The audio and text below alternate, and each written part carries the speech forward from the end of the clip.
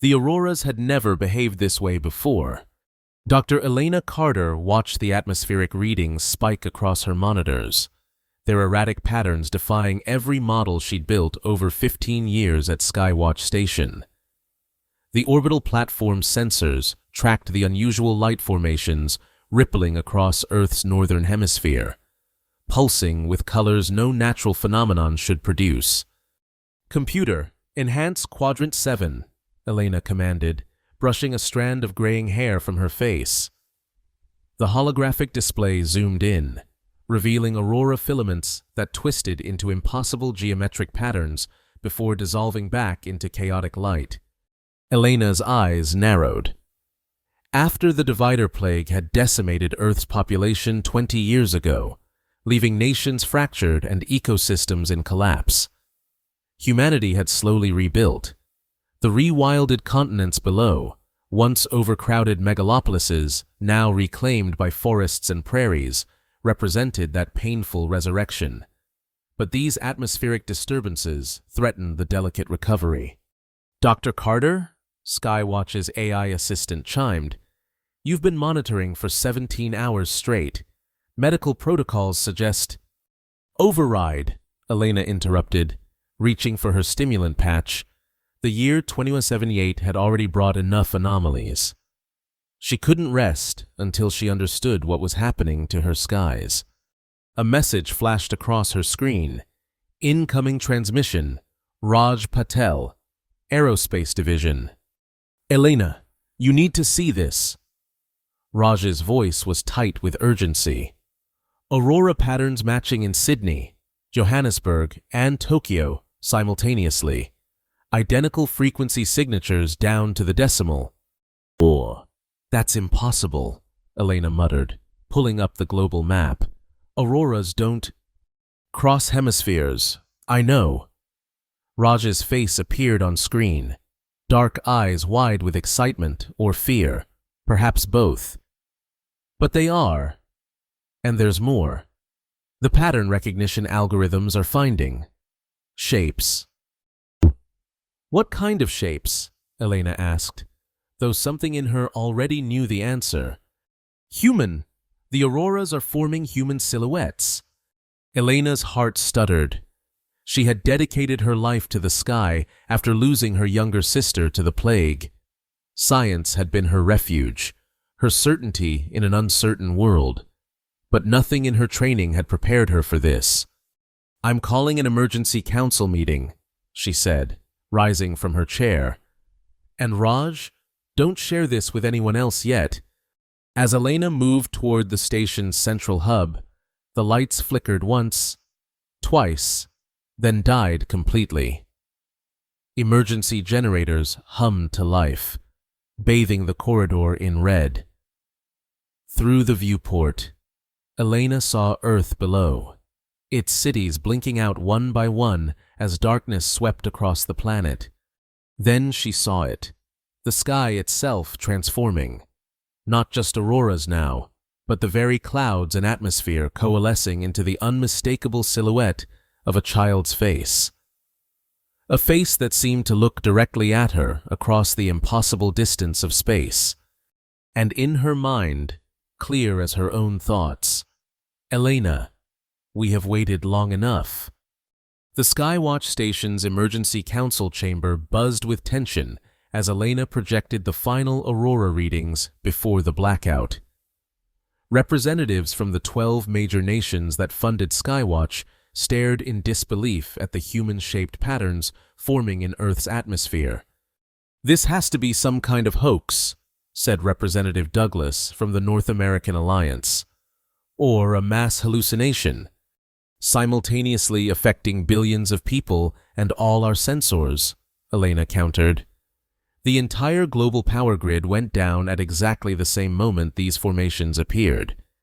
Could it be a weapon?"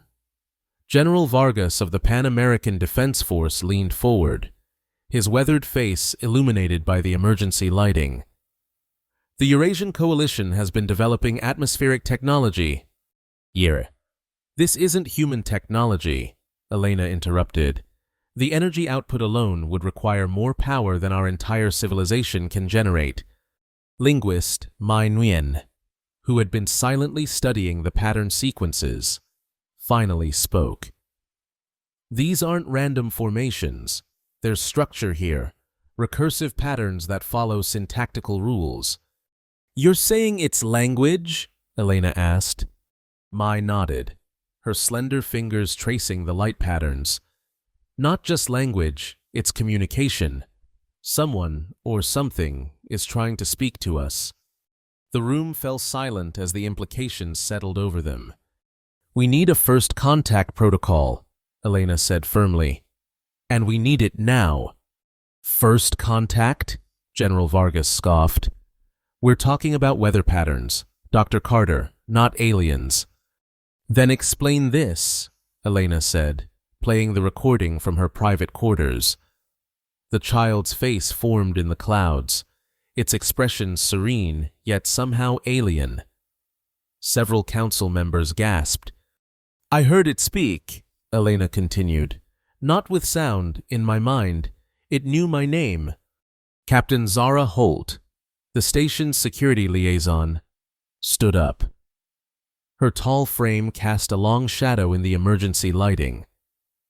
I've seen combat hallucinations during the resource wars. This could be mass hysteria, triggered by atmospheric radiation. That's why we need to investigate properly. Elena insisted. I propose assembling a specialized team. Atmospheric science, linguistics, engineering, and security, to study this phenomenon methodically.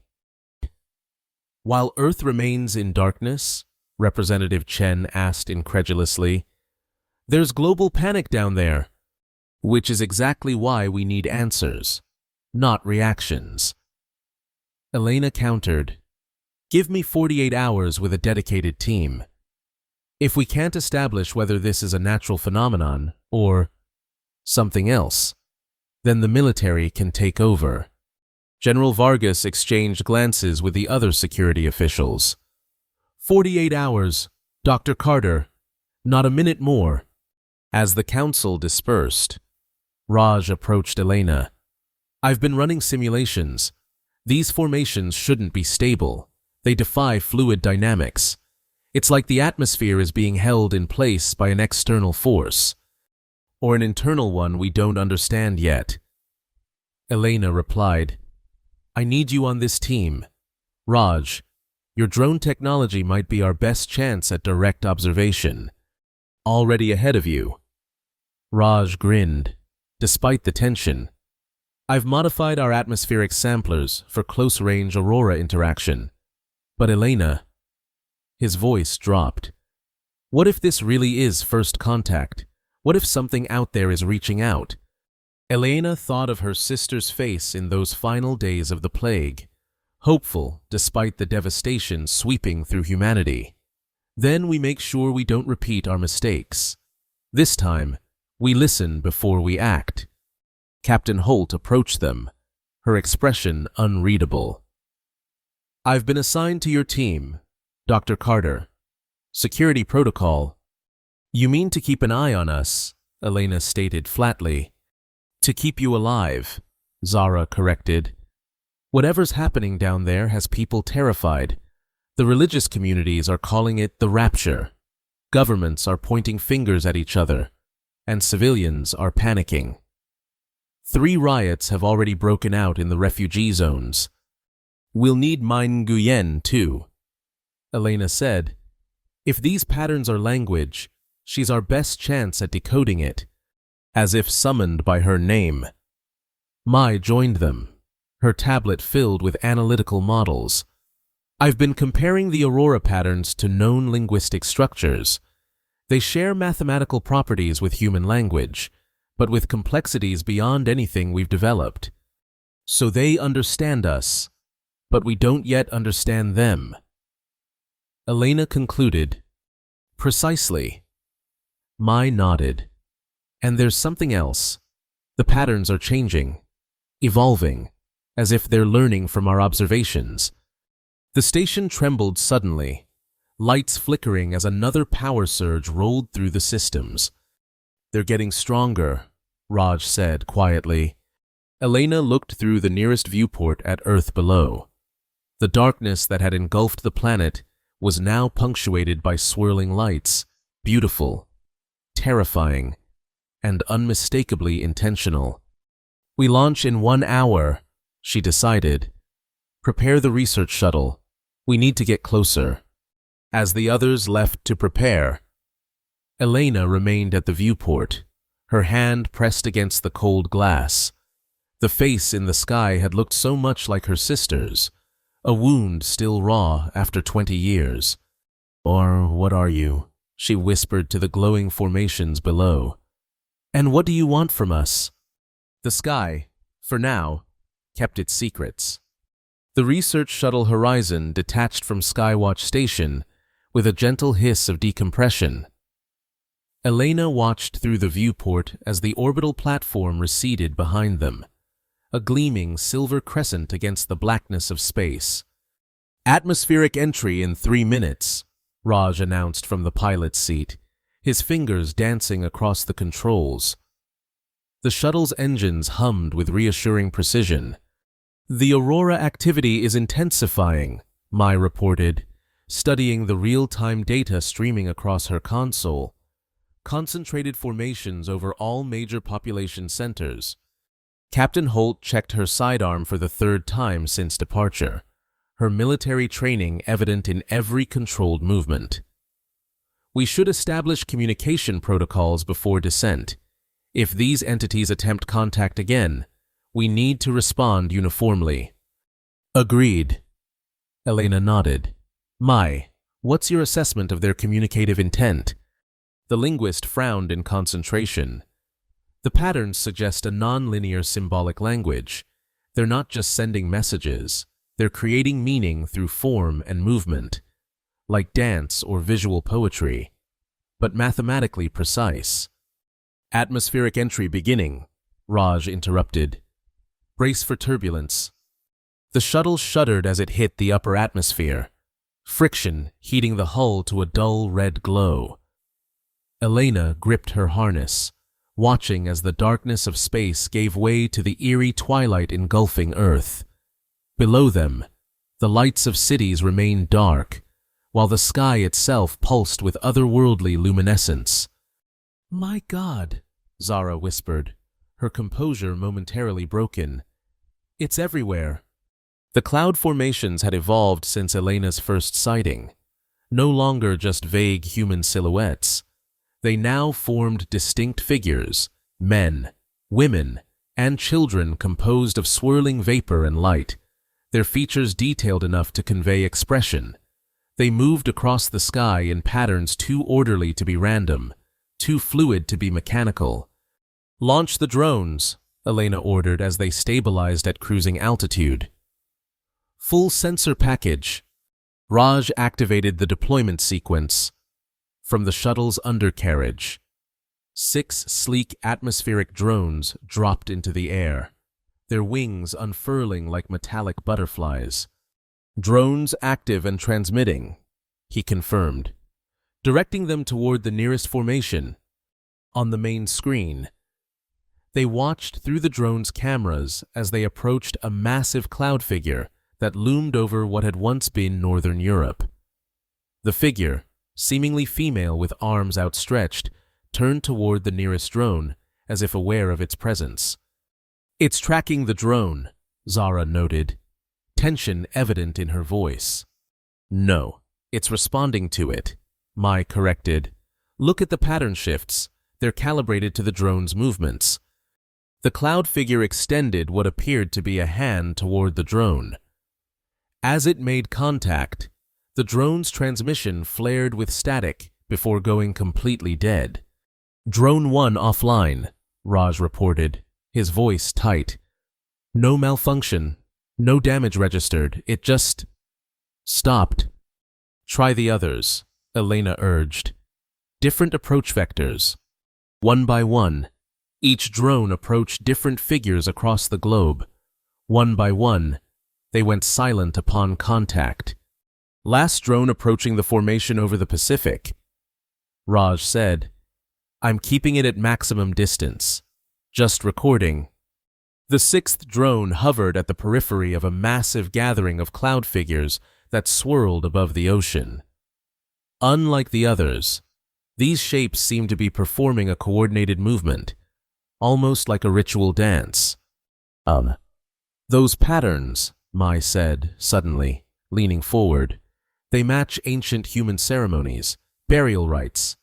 Specifically, I recognize elements from diverse cultures, Polynesian, Japanese, indigenous Pacific. They're mimicking human mourning rituals? Elena asked. Not mimicking. Mai shook her head. Honoring. This is a memorial service. As if confirming her words, the cloud figures suddenly dispersed, reforming into a perfect circle that spanned hundreds of miles of ocean. At its center, a single massive figure emerged from the water itself, a human form made of spiraling ocean currents that reached toward the sky. Earth and sky, Elena whispered. They're connected. The figure of water and the figures of cloud reached for each other across the impossible divide. As they touched, a pulse of blue-white energy rippled outward in a perfect circle, expanding across the Pacific. Energy spike! Raj shouted as their instruments momentarily overloaded. When the reading stabilized, the sixth drone was gone, not disabled, but completely vanished. In its place, floating on the ocean surface directly below where it had been, was a perfect circle of calm water surrounded by normal waves. They didn't destroy it. Elena realized. They absorbed it, studied it, or consumed it, Zara said grimly. Elena's console suddenly lit up with an incoming transmission. Skywatch station is hailing us. Emergency priority. General Vargas's face appeared on screen, his expression grave. Return to Skywatch immediately. Dr. Carter, the situation has escalated. What's happening? Elena demanded. Reports are coming in worldwide. People are experiencing visions, mass telepathic events, if such things were possible. And there's been a direct communication at multiple military installations simultaneously. What communication? Vargas's jaw tightened. A warning, or a threat. The message varies slightly in different languages, but the essence is the same. The time for silent grief has ended. Humanity will answer for what it has done. Answer to whom? Zara asked. That's what you're going to find out, Captain. Vargas replied, because they've requested a meeting with Dr. Elena Carter specifically. Elena felt the others turn to look at her, but her eyes remained fixed on the swirling figures below. How do they know my name? She whispered. That's not all they know, Vargas said grimly. The message ended with a reference to your sister, Dr. Carter. They said, Sophia waits in the light. Elena's blood ran cold. She had never told anyone on Skywatch about her sister's name. Return immediately, Vargas ordered again. That's not a request. As the transmission ended, the shuttle was suddenly rocked by turbulence. Outside, the cloud figures had begun to move with new purpose, converging toward their position. They heard us, Mai said, awe and fear mingling in her voice. They're responding to the conversation. Get us back to Skywatch. Elena commanded Raj, maximum speed. As the shuttle banked sharply upward, Elena caught a final glimpse of the figures below. For just a moment, they all turned their faces upward in perfect unison, watching the humans retreat to orbit. And in that moment, Elena understood with terrifying clarity. They were not witnessing a natural phenomenon, or even a first contact scenario. They were being judged. Back at Skywatch Station, chaos reigned. Emergency protocols had been activated worldwide, with military forces on high alert and civilian populations seeking shelter. The station's communication hub buzzed with reports from Earth, spontaneous aurora formations appearing indoors, electronic devices displaying inexplicable patterns, and most disturbingly, millions reporting the same dream, standing before a tribunal of light, asked to account for humanity's actions. "It's mass hysteria," General Vargas insisted, pacing the conference room where global leaders had gathered virtually. "Some kind of atmospheric phenomenon affecting brain function." "With respect, General, that's wishful thinking," Elena countered, displaying the data they'd collected. "These are structured communications with clear intent. The formations respond to our actions, anticipate our movements, and demonstrate awareness of specific individuals. They're conscious entities." "Or a highly advanced technology," suggested the Eurasian Coalition representative. "Perhaps an automated system left by a previous civilization." Mai stepped forward, her analysis complete. "The linguistic patterns incorporate elements from every human language, including extinct ones no living person speaks. They're not just communicating, they're synthesizing our entire cultural history." The Australian representative leaned forward. "Dr. Carter, you were specifically named in these communications. Why you?" Elena hesitated, the personal nature of the question striking a raw nerve. "I don't know, but the mention of my sister suggests they have access to personal memories or records. Sophia died during the Divider Plague. She was working on ecological restoration projects when the second wave hit. And now Earth healing ecology is your life's work," Raj added quietly. "These entities," Zara interjected, "if that's what they are, have demonstrated the ability to manipulate matter and energy on a planetary scale. They've disrupted global power systems without destroying infrastructure. They've absorbed our drones without aggression. These are calculated demonstrations." "Of power," General Vargas said grimly. "Of restraint," Elena corrected. "If they wanted to harm us, they've had ample opportunity." The emergency lighting suddenly flashed red as alarms blared throughout the station. "Atmospheric anomaly detected," announced the station's AI. "Unknown entity approaching Skywatch perimeter." On the main view screen, they watched as a column of luminous clouds rose from Earth's surface, stretching impossibly upward through the atmosphere. The column twisted and coalesced, forming a massive humanoid figure that extended toward the station. "Defensive measures!" Vargas shouted. "Belay that," Elena countered. "Any aggression could provoke them." The station trembled as the cloudy appendage made contact with the outer hull. Rather than causing damage, it spread across the surface like living fog, enveloping the viewport of the conference room. Through the mist, a face formed, neither male nor female, neither young nor old, but somehow encompassing all human features simultaneously. "Elena Carter!" A voice resonated, not through the station's speakers, but directly in the minds of everyone present. "You have studied our pain for years without understanding its source." Elena approached the viewport, ignoring Zara's warning hand on her arm. "Who are you?" she asked aloud. "We are the memory of Earth," the entity replied. "The consciousness born from the collective grief of a wounded planet and all its creatures. For centuries, we accumulated in the atmosphere, in the oceans, in the very soil, fragments of suffering, hope, and resilience. The Divider Plague was your doing, yet it unified us. As humanity withdrew, Earth's consciousness expanded." "That's impossible," one of the scientists muttered.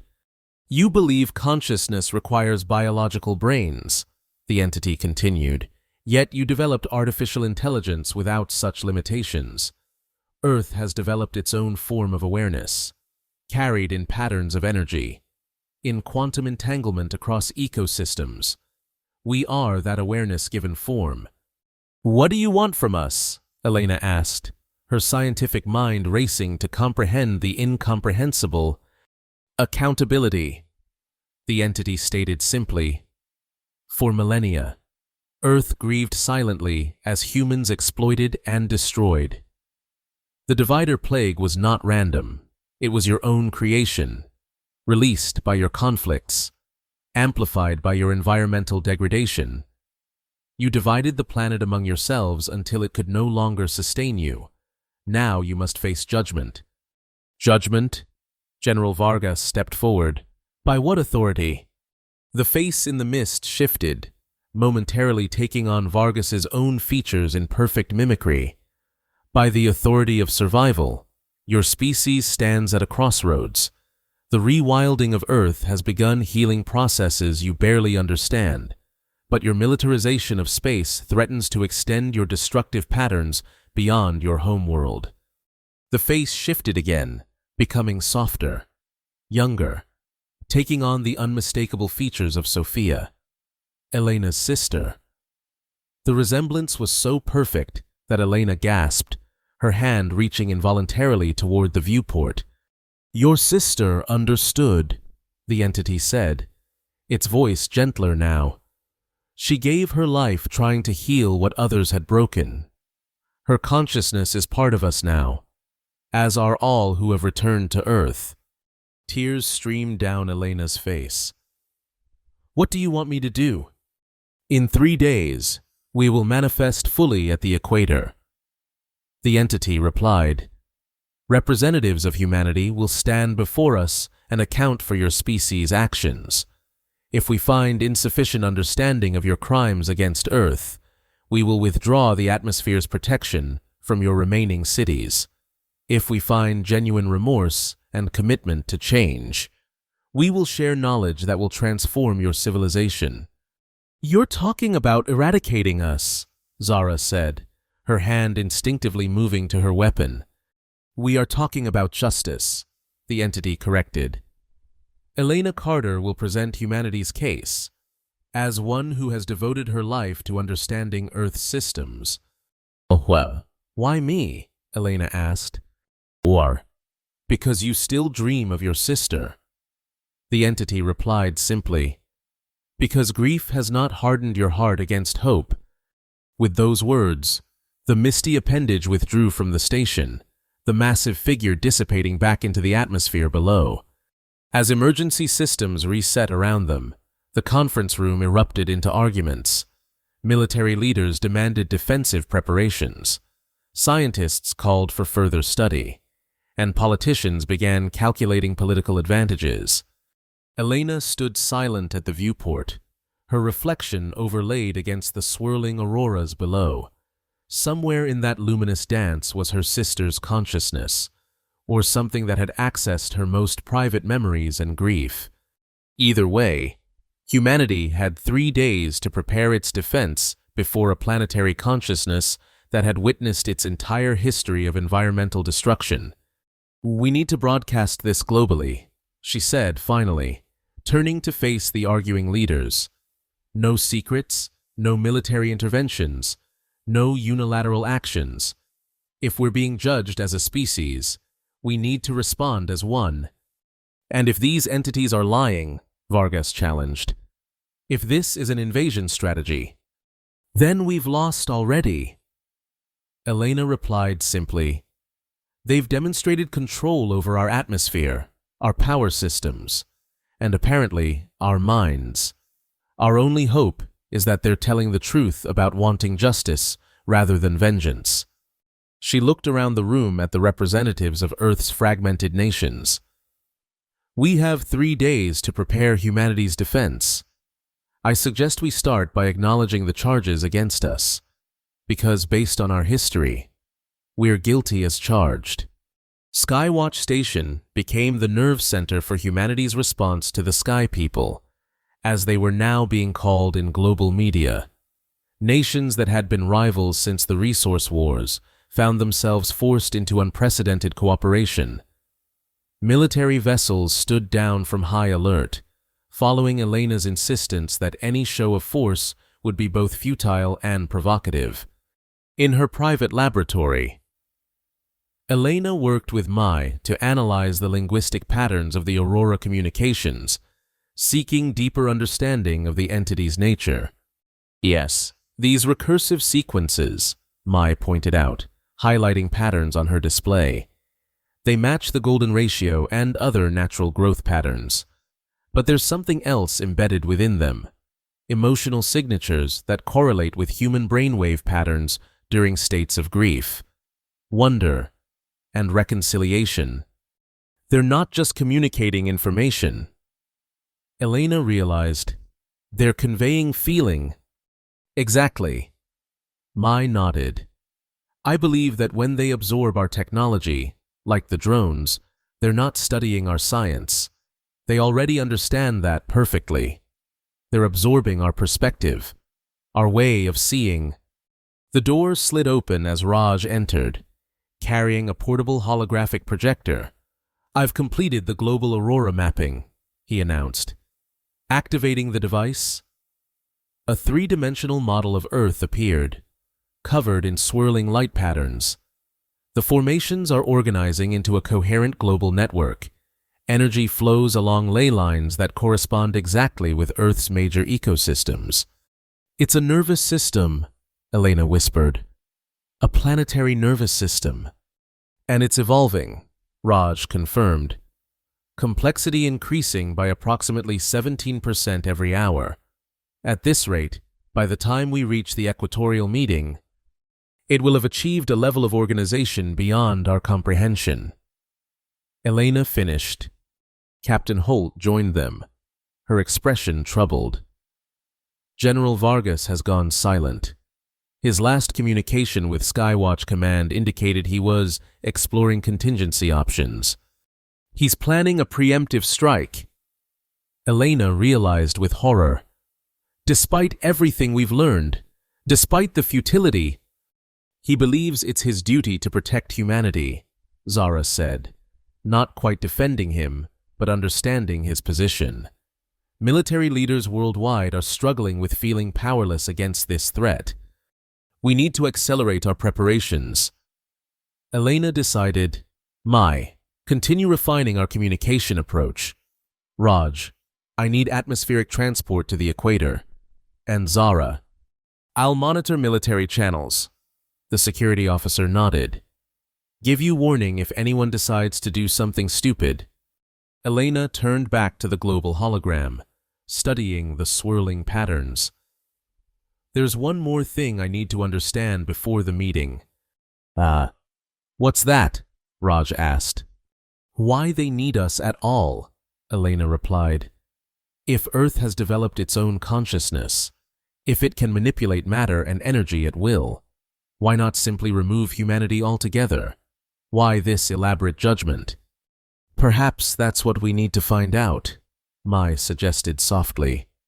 Not how to defend our actions, but why we're worth keeping around at all. The night before the equatorial meeting, Elena stood alone in Skywatch's observation dome, watching the transformed Earth below. The planet glowed with ethereal light, aurora formations now covering the entire atmosphere in intricate, interconnected patterns. Cities around the world had regained power, but many people had chosen to leave their lights off, the better to witness the celestial display. It's beautiful, came Zara's voice from behind her. Elena nodded without turning. Terrifying, but beautiful. The transport is ready, Zara informed her. We leave at 0600. The equatorial platform has been prepared according to their specifications. No weapons, no shielding, open to the sky. And the military situation? Zara sighed, coming to stand beside her at the viewport. 17 nations have officially stood down their forces. 5 remain at high alert, but have committed to non-intervention. General Vargas is still off-grid with a small tactical team. He'll try something, Elena said, quietly. He still believes this is a conventional threat that can be fought with conventional means. Can you blame him? His entire life has been devoted to protecting humanity through force. This is beyond anything we were trained for. Elena finally turned to face the security officer. You were trained for combat too, yet here you are, preparing to face judgment alongside me. Zara's expression softened slightly. My final combat mission was in Nigeria, during the resource wars. We were sent to secure a rare mineral deposit vital to power production. The locals were in the way. She swallowed hard. I followed orders. Afterward, I transferred to Skywatch Security. Decided I'd rather protect scientists than kill civilians. We've all participated in Earth's exploitation. Elena acknowledged. Some directly, some through complicity or benefit. That's what I don't understand, Zara admitted. If we're all guilty, what defense can you possibly offer tomorrow? Elena turned back to the glowing planet. Not a defense, an acknowledgement, and a promise. The atmosphere rippled as if in response. Auroral light briefly forming the outline of a human hand pressed against the sky. Get some rest, Captain. Elena said, softly. Tomorrow we face judgment for all humanity. We should be well rested for our sentencing. As Elena prepared to leave the observation dome, her personal communicator chimed with an encrypted message. The sender was anonymous, but the content made her blood run cold.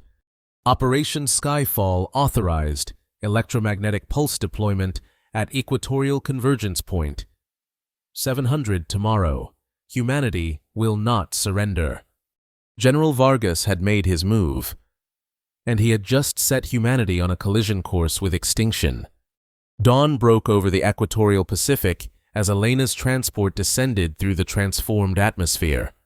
The sky around them pulsed with awareness, tendrils of luminous cloud occasionally brushing against their vessel like curious fingers. They're escorting us, Mai observed, watching the formations through the viewport.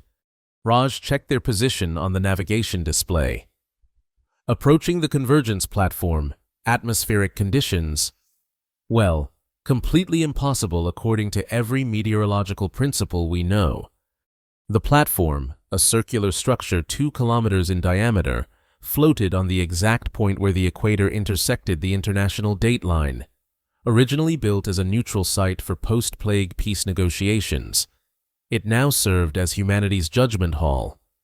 Elena checked her secure communicator again. No response to her urgent warning about Operation Skyfall. She had alerted every government leader with access to the emergency broadcast system, but without specific details on Vargas's location or resources. Stopping him would be nearly impossible. We have to delay the meeting, she told her team as their transport prepared to land. Delay? Zara questioned. They've been gathering for 3 days. The sky is literally filled with them. Vargas is planning an electromagnetic pulse attack at 00700, Elena explained quickly. He believes it will disrupt whatever energy forms the sky people consist of. Raj's eyes widened. That's insane. We've seen them manipulate electromagnetic energy at will. An EMP would be like throwing water at the ocean. Worse, Mai added. It would be a direct attack after they specifically asked for peaceful dialogue. The symbolism alone would be devastating. The transport settled onto the landing pad with a gentle bump. Through the viewports, they could see representatives from nations worldwide already gathered on the platform's central stage.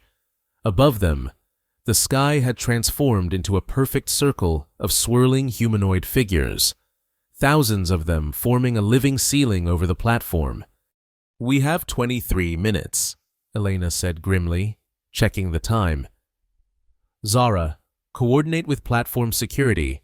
Search for any unauthorized devices. Raj, scan for electromagnetic anomalies. Mai, you're with me. We need to communicate the danger to the Sky People without triggering panic. As they disembarked, the air around them hummed with energy. The temperature was perfect, the wind still, as if the atmosphere itself had been calibrated for human comfort. Representatives from fractured nations stood in nervous clusters, former enemies now united by existential fear. Elena moved toward the central podium, where a simple microphone stood beneath the open sky. No technology would mediate this conversation. The Sky People had made that clear. Direct communication only. Before she could reach it, the air above the platform suddenly compressed, forming a column of swirling light that touched down at the center of the stage. From within this column emerged a figure, humanoid but clearly not human. Its body composed of shifting atmospheric elements that flowed like water and wind made visible. "Elena Carter!" The figure spoke, its voice resonating directly in the minds of all present. "The time for judgment has come." Elena stepped forward, abandoning protocol. "We need to postpone. Please, there's danger." "We are aware of the weapon!" The figure interrupted, gesturing skyward. The swirling mass of Sky People parted to reveal a military satellite repositioning itself above the platform. General Diego Vargas believes he can disperse our consciousness with electromagnetic energy. Gasps and cries of dismay rose from the assembled representatives. "The weapon will deploy in 19 minutes. The figure continued calmly. "This is fitting. Your judgment begins with yet another act of aggression rather than understanding." "He doesn't represent us," Elena insisted. "Not all of us. Yet he acts in humanity's name, as humans have always done, individual ambitions claiming to serve collective good while destroying collective resources." The figure expanded, growing until it towered 10 meters above the platform. "You have divided yourselves by nations, by ideologies, by religions, each claiming righteous authority while Earth itself suffocated under your conflicts." More figures descended from the swirling mass above, each touching down on the platform to form a circle around the assembled humans. Unlike the first entity, these new arrivals took forms specific to the regions they had emerged from: African, Asian, European, Indigenous American, Pacific Islander, all composed of atmospheric elements yet recognizably reflective of human diversity. "The divider plague that decimated your population was the direct result of ecological collapse triggered by your activities," continued the first entity. "Your warming atmosphere, your acidified oceans, your depleted soils created the conditions for ancient microbial threats to mutate and emerge. You divided Earth among yourselves until Earth itself divided you." Elena felt the truth of these words resonate within her. The scientific community had long suspected the plague's relationship to environmental degradation, but full evidence had been suppressed by governments unwilling to accept responsibility. "We acknowledge these truths," she said, stepping forward. "Humanity has committed crimes against our planet and ourselves, but we ask for the chance to make amends." "Words," said another entity, this one formed of red dust and desert winds. "Humanity has always offered words while continuing destructive actions." Elena glanced at her communicator. 15 minutes until the EMP deployment. Zara caught her eye from the platform's edge, giving a subtle shake of her head. They hadn't located the trigger mechanism. "Then judge us by our actions going forward," Elena proposed desperately. "Set conditions for our continuation as a species. Tell us how to heal what we've broken." The central entity tilted its head, studying her. "You assume we wish to eradicate humanity? This is not our purpose. Earth created humans as it created all living things. You are children of this planet, prodigal children who must be called to account, but children nonetheless. This revelation sent murmurs through the assembled representatives. What then is your purpose? Elena asked. Balance, replied the entity simply. For too long, humanity has taken without giving, destroyed without creating, divided without uniting. The consciousness of Earth requires balanced exchange. Tell us what to give in return for what we've taken. Elena pleaded. The entity extended its arms, and the sky above them transformed into a global map formed of living light. The rewilding that began after the plague must continue. Half of Earth's surface must be returned to self-governance. No human development, no resource extraction, no management. In these zones, Earth's consciousness will guide regeneration. And the rest? Asked a representative from the African Alliance. The remaining regions will be shared between humans and Earth's other children. Your technology will be redirected toward healing rather than extraction. Your governance will include representation for ecosystems as conscious entities. Your economies will measure regeneration rather than consumption. Elena watched the faces of world leaders as they absorbed these terms. Some nodded in solemn agreement. Others looked skeptical or outright resistant. There's more, the entity continued. Those who orchestrated ecological destruction while knowing the consequences. The leaders who suppressed climate science. Who prioritized profit over planetary health. Who weaponized resources. They must acknowledge their crimes publicly. Nervous glances were exchanged among several elderly representatives. Elena checked her communicator again. 10 minutes remaining. We accept these terms, she announced suddenly, her voice carrying across the platform. You cannot speak for all humanity, objected the Eurasian Coalition representative. I speak as Earth's child acknowledging the harm we've done to our parent. Elena replied firmly. And I speak as someone who has spent her life studying the atmosphere that these beings now inhabit. They could have destroyed us already. Instead, they're offering partnership. She turned back to the central entity. But there's something you must understand about us. General Vargas isn't acting from malice, but from fear. Fear born of limited understanding. Humans fear what we don't understand. And we've never understood our relationship to Earth properly. The entity considered this. Fear is a natural response to change, but fear must not govern action. Help us show him, show everyone, what's possible when we work in harmony with Earth rather than against it. Elena suggested, not through judgment alone, but through demonstration. 7 minutes remained. The entity was silent for a moment, communing with the swirling mass above.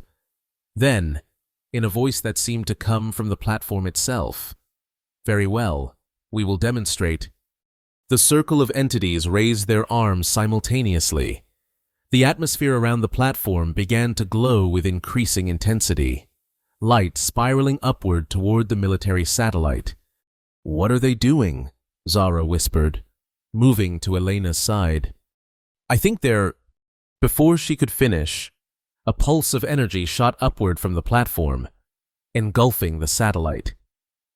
Instead of destroying it, the energy seemed to transform the weapon, its mechanical components flowing like liquid, reconfiguring into something new.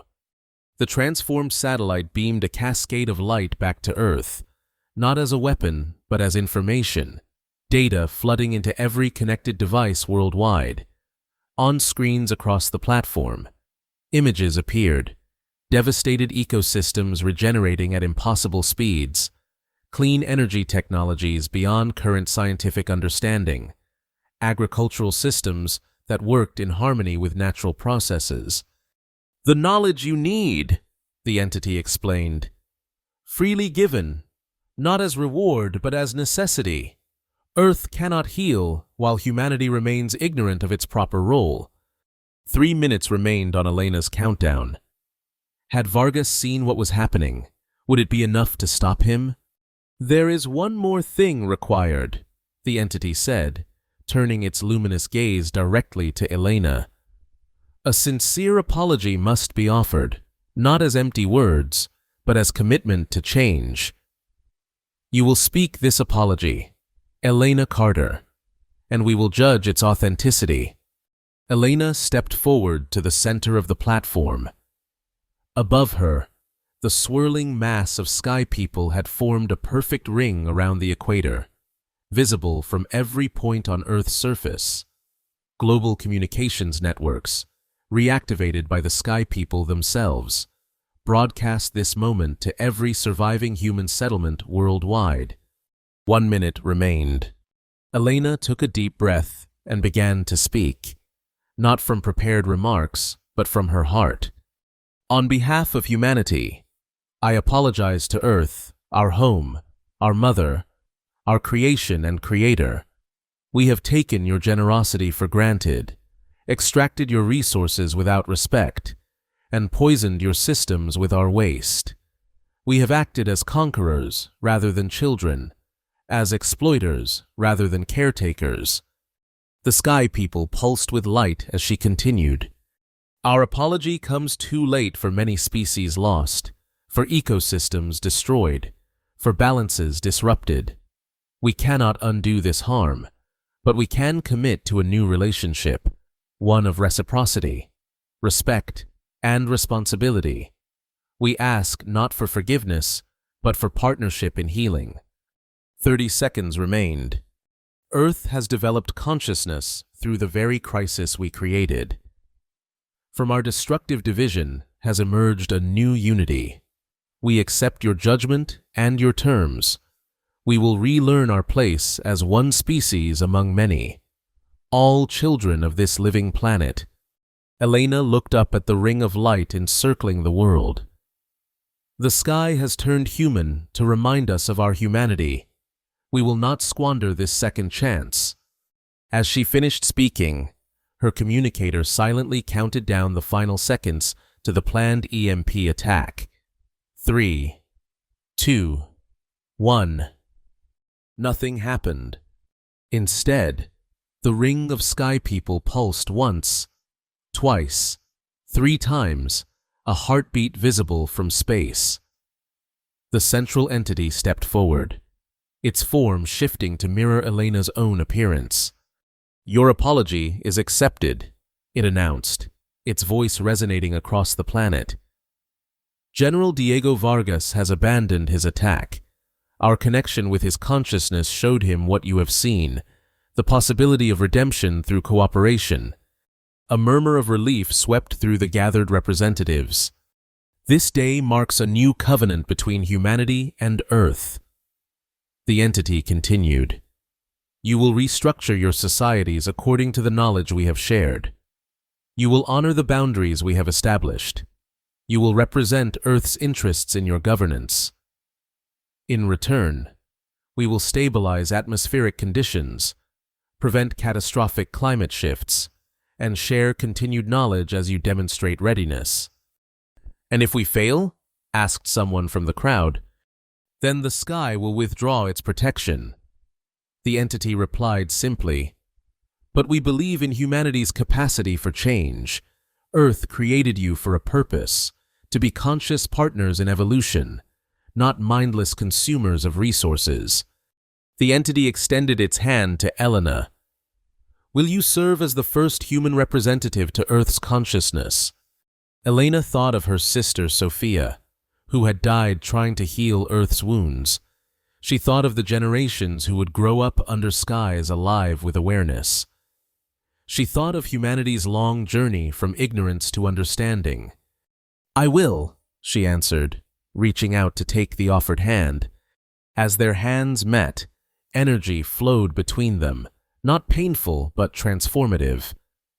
Elena gasped as her consciousness briefly expanded, connecting with the planetary awareness that the sky people represented.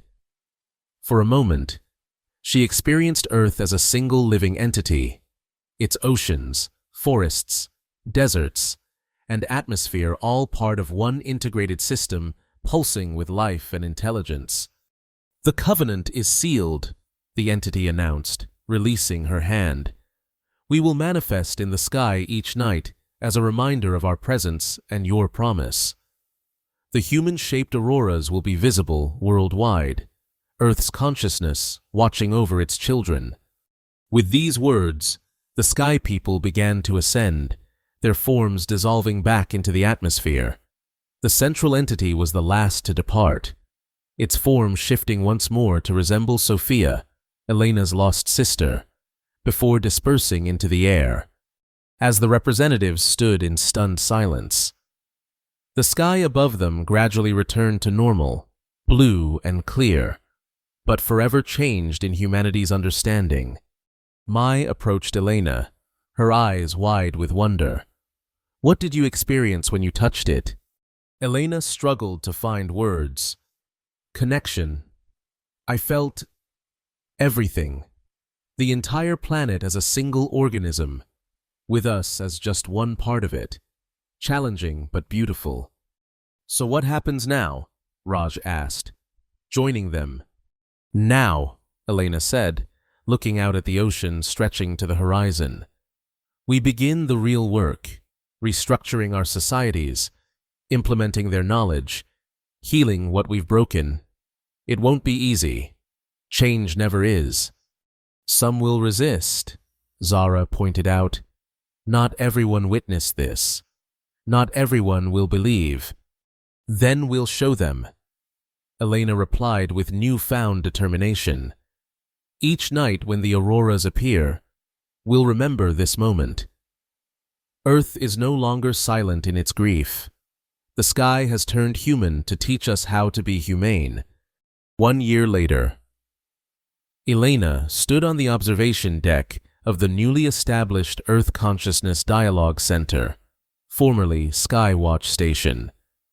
The orbital platform had been repurposed as a global coordination point for the massive ecological restoration projects now underway on every continent. Below, Earth glowed with renewed health. The atmospheric chaos that had plagued the planet for decades had stabilized. The rewilded zones, now comprising exactly half the planet's surface, flourished with biodiversity. Their boundaries maintained not by human enforcement, but by the Sky People themselves. Each night, as darkness fell across the globe, human-shaped auroras danced in the atmosphere, sometimes as individuals above specific locations, sometimes as vast gatherings spanning continents. Children no longer feared these apparitions, but waved to them, telling stories about the day the sky turned human. "Quarterly assessment complete," Raj announced, joining Elena at the viewport. Now chief engineer of the Global Atmospheric Restoration Network, he had overseen the implementation of technologies revealed by the Sky People. Oxygen levels up 4% from last year. Carbon sequestration exceeding targets by 17%. The atmospheric healing is accelerating. "And the resistance movements?" Elena asked. Raj's expression sobered slightly. "Still active in some regions. The Resource Sovereignty Alliance gained supporters in former mining territories. They claim we've surrendered Earth to alien control. They'll understand eventually," Elena said, watching a particularly bright aurora formation take shape over what had once been the Amazon basin. "The Sky People aren't aliens, they're Earth itself, awakened by our actions." Mai entered the observation deck, her tablet displaying linguistic analyses. As lead communicator with the Earth consciousness, she had developed methods for interpreting the increasingly complex light language of the Sky People. "They're calling a global gathering," she announced. "Tomorrow at dawn. All representatives requested at regional dialogue centers." "Did they say why?" Elena asked. "Only that it concerns the next phase of the Covenant." Captain Holt, now Commander Holt of the Earth Protection Corps, joined them. her former military bearing softened by a year of working alongside the Sky People. The EPC had replaced national military forces, dedicated not to fighting human enemies, but to enforcing ecological protections and disaster response. General Vargas made contact, she informed them. He's requesting permission to return from the Antarctic Research Zone. Elena smiled slightly. After abandoning his attack on the Sky People, Vargas had voluntarily exiled himself to Earth's most remote research station, working to understand the changes occurring in polar ecosystems. Tell him he's welcome. We need every perspective as we move forward. Together, they watched as darkness fell across the planet and the sky awakened with consciousness. The human-shaped auroras multiplied, their light reflecting off oceans now teeming with recovered marine life. In rewilded cities, vegetation embraced abandoned skyscrapers, transforming concrete monuments to human ambition into living tributes to coexistence. On the surface below, children played under the gentle glow of the auroras, pointing upward and telling stories about the Sky People, Earth's consciousness made visible. They grew up understanding what previous generations had forgotten, that humanity was just one expression of a living planet, neither master nor servant, but partner in an ancient dance of creation. Elena pressed her hand against the cool glass of the viewport, remembering the touch of Earth's consciousness a year before. Somewhere in that swirling atmospheric awareness was her sister Sophia's memory, and the memory of all who had returned to Earth, their energy and awareness absorbed into the planetary consciousness. They thought Earth would grieve silently, she whispered. But instead, it learned to speak. The auroras pulsed in response. As if acknowledging her words, tomorrow would bring new challenges, new understandings, new phases of humanity's redemption. But tonight, under a sky alive with awareness, Earth and its children were healing together.